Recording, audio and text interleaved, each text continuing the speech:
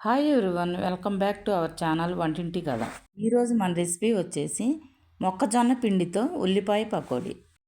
ఎప్పుడు శనగపిండితో ఉల్లిపాయ పకోడీ చేసుకుంటాం కదండి. కొంచెం వెరైటీగా మొక్కజొన్న పిండితో ఉల్లిపాయ పకోడీ చేసుకుందాం. ఒక బౌల్ తీసుకొని 2 పెద్ద ఉల్లిపాయలని సన్నగా తరిగి వేసుకోవాలి. పచ్చిమిరపకాయని చిన్న ముక్కలుగా కట్ చేసుకుని వేసుకోవాలి. ఉల్లిపాయ ముక్కల్ని గట్టిగా ప్రెస్ చేస్తూ కలుపుకోవాలి. 1 కప్పు జల్లించిన మొక్కజొన్న పిండిని వేసుకోవాలి. 1 టీ స్పూన్ సాల్ట్, కొంచెం జీలకర్ర, 1/2 టీ స్పూన్ అల్లం వెల్లుల్లిపాయ పేస్ట్, కొంచెం కరివేపాకు కొత్తిమీర వేసుకోవాలి. కొంచెం పసుపు, కొంచెం కారం వేసుకొని బాగా కలుపుకోవాలి.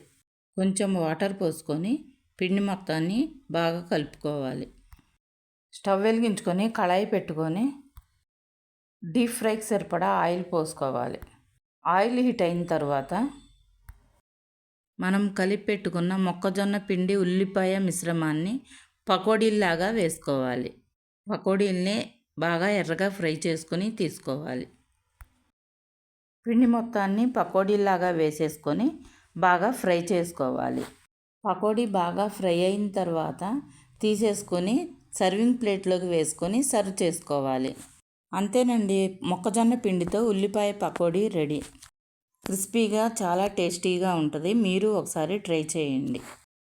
If you like this video, please do like, share and subscribe to వంటింటి కథ.